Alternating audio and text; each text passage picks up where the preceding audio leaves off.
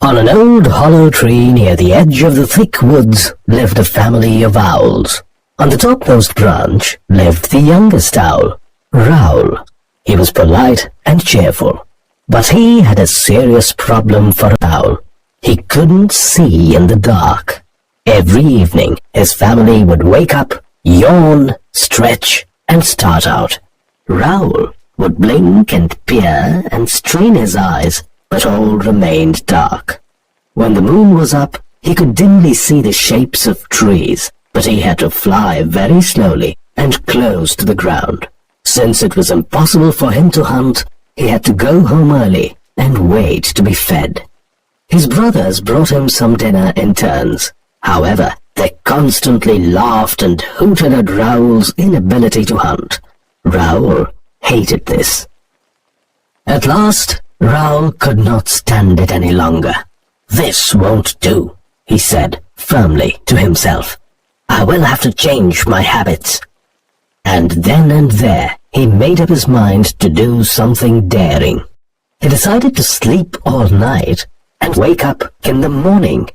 When the family heard of the decision, Mother and Father were very upset. "Whoever has heard of such a thing?" Mother cried and almost fainted. "Disgraceful," said Father. "None of our family has ever done such a thing."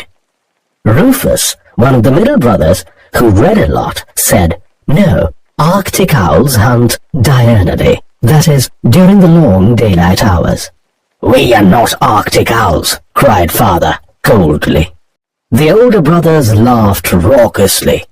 "Woo-hoo! Maybe he isn't even an owl."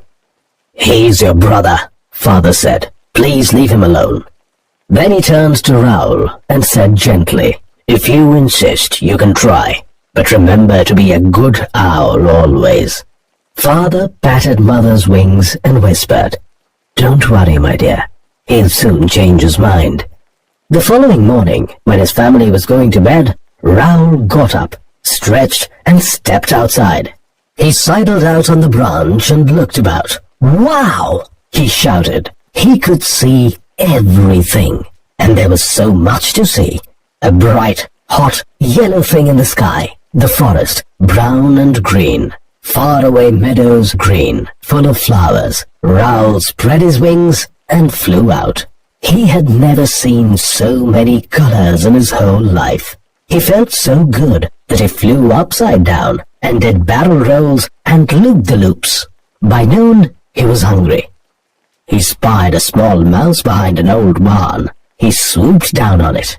"Oh, please, Mr. Hawk, let me go," squeaked the sad little mouse, holding his little hands together. Raoul's heart was touched. He let the mouse go free. "But why do you call me a hawk?" he asked.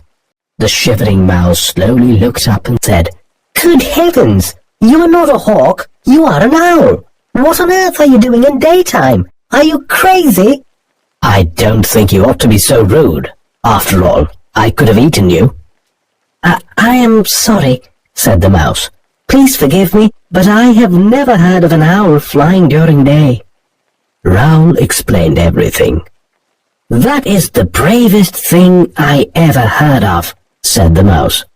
"Thanks, but I am very hungry," cried Raoul. "My name is Bertram. What is yours?" asked the mouse. "Raoul, nice to meet you, Bertram." "Will you eat cheese?" asked Bertram, hurrying back from the barn with a piece of cheese. Raoul pecked at it.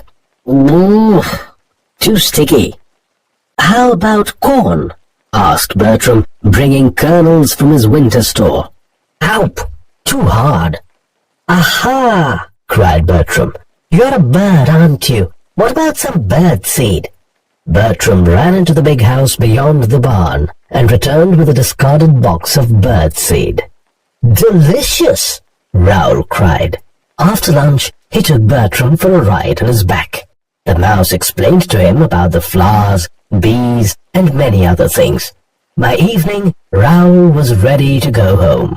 The two friends promised to meet again. He met his family next morning as they came in. "My poor boy," said Mother, embracing him. "You must have had a terrible time." "No," said Raoul cheerfully. "It was fun." "You must be starving. Here, eat this lovely mouse Father got for you." "Mouse?" cried Raoul. "That would be awful. My best friend is a mouse." "Oh, the sun is affecting my child's brain," cried Mother, as she again got ready to faint. Raoul politely showed his family the box of birdseed and flew off into the sunrise. Bertram was waiting. They met families of robins and rabbits. The sun shone brightly. By noon, Raoul said, "Bertram, perhaps Father and Mother are right. I cannot see too well now." "Now, don't be hasty. You have done very well so far. I think you are not used to the sunlight. Even the people in the big house are dazzled by too much sunshine." "Are they?" asked Raoul. "What do they do about that?" Bertram snapped his fingers. "I know. Just wait here." After some time, he came out of the hole from the big house's junkyard, dragging a pair of toy sunglasses. Bertram helped him wear it by tying the earpieces together with grass. "This is wonderful," said Raoul. "It is soothing." Days flew by happily. One Sunday, at dusk, as Raoul got home, he heard his family talking to the neighbors. "Our Raoul flies in the sunlight. First owl to do it ever. Real genius. Nothing can keep a good owl down." Raoul slipped into his bed content, singing, "Do it! Do!"